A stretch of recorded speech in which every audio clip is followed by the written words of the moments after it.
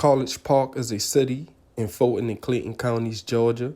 It's adjacent to the southern border of Atlanta. As of 2020, the population is 13,930 and is the fourth largest urban historical district in Georgia, United States. The community's name was Atlantic City in 1890 when it was first built. By 1891, it was incorporated as a city. It was renamed again as the city of College Park in 1896. The city's name came from being the home of Cox College, where the city hall now stands. By the 1970s and the 1980s, the Hartsfield-Jackson Atlanta International Airport would purchase swaths of land in College Park, and College Park would begin to grow inside Clayton County also. Between the 1980s and the early 2000s, the city of Atlanta and FAA purchased 320 acres of property on the west side of downtown College Park.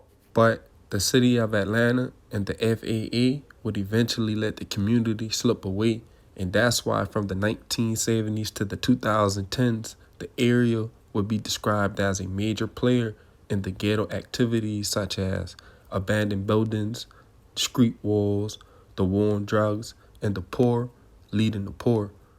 Patrick Wilson was in a rage as he lurked on the side of the Chevron gas station. It was a cold front coming in from the north and the temperature was dropping. Even though it was 58 degrees outside, Lil Patrick was sweating with anticipation. Old National Highway is an urban road filled with gas stations, shopping centers, bars, and cash girls on men.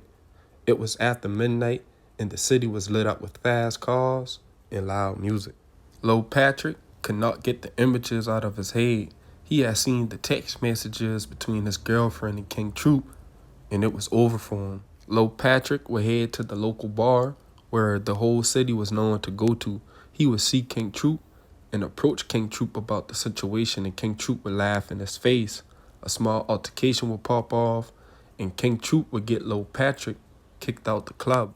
It was easy for Lil Patrick to stay on King Troup's trail due to the short distance.